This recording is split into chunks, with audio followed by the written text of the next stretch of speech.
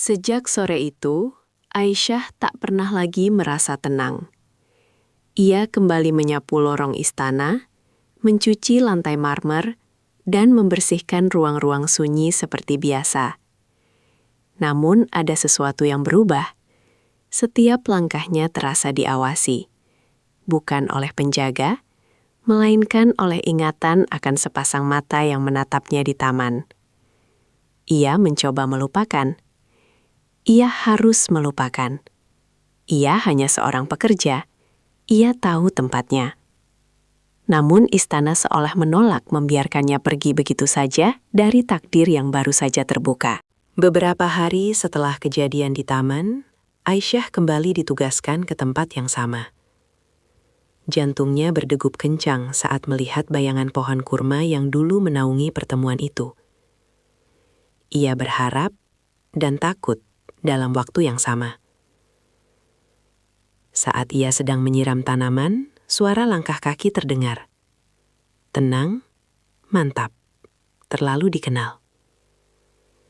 Aisyah menunduk tanpa menoleh. "Bagaimana kabarmu hari ini, Aisyah?" Suara itu. Ia gemetar. "Baik, tuanku," jawabnya cepat, nyaris berbisik.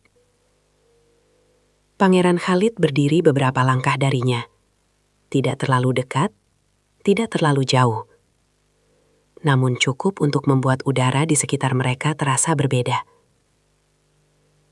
"Kau tak perlu memanggilku begitu," katanya pelan.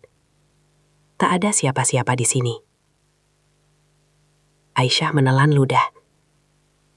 Itu tidak pantas. Khalid tersenyum tipis. Senyum yang jarang dimilikinya.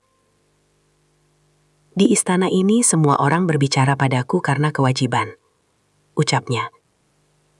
"Kau satu-satunya yang berbicara karena kepedulian."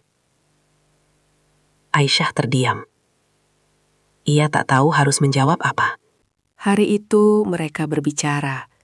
Singkat, hati-hati, dan terputus-putus.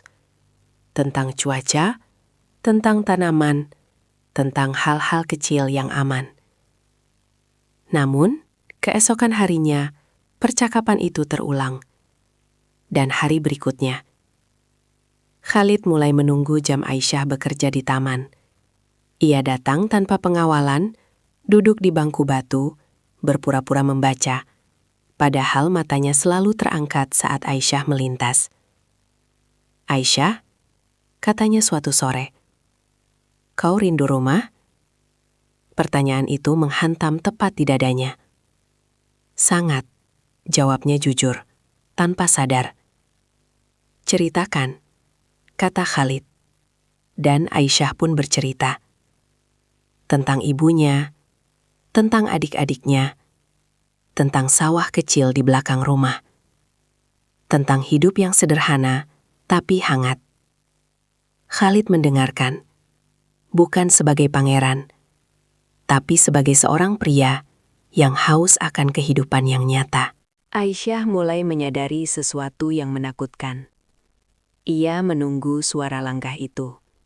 Ia menunggu tatapan itu. Ia menunggu sore datang. Dan itu membuatnya takut pada dirinya sendiri.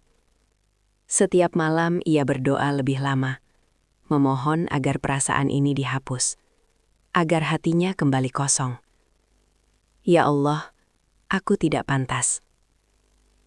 Sementara itu, Khalid juga berperang dengan dirinya sendiri. Ia pangeran. Hidupnya telah ditentukan sejak lahir. Cinta adalah kemewahan yang tak pernah diizinkan baginya. Namun di hadapan Aisyah, semua gelar itu terasa berat, tak berarti. "Aku iri padamu," ucap Khalid suatu hari.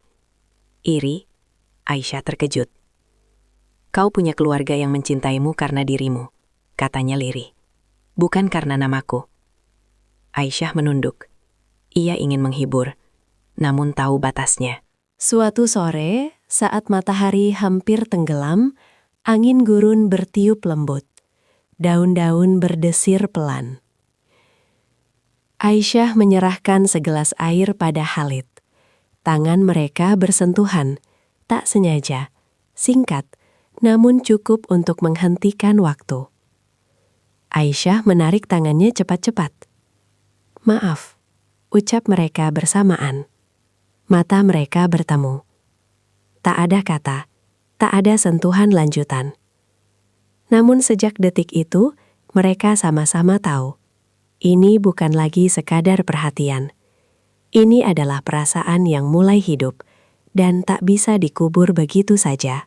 Namun istana tak pernah benar-benar sunyi. Dari kejauhan, sepasang mata mengamati. Langkah kaki yang berhenti terlalu lama, bisikan para pelayan yang mulai berubah. Dan di balik pilar marmer, sebuah kamera kecil terangkat perlahan. Hubungan itu masih rahasia, tapi rahasia di istana tak pernah bertahan lama. Aisyah berjalan kembali ke kamarnya dengan dada bergetar. Ia tak tahu bahwa mulai hari itu, setiap pertemuan mereka telah dicatat dan akan digunakan untuk menghancurkan segalanya.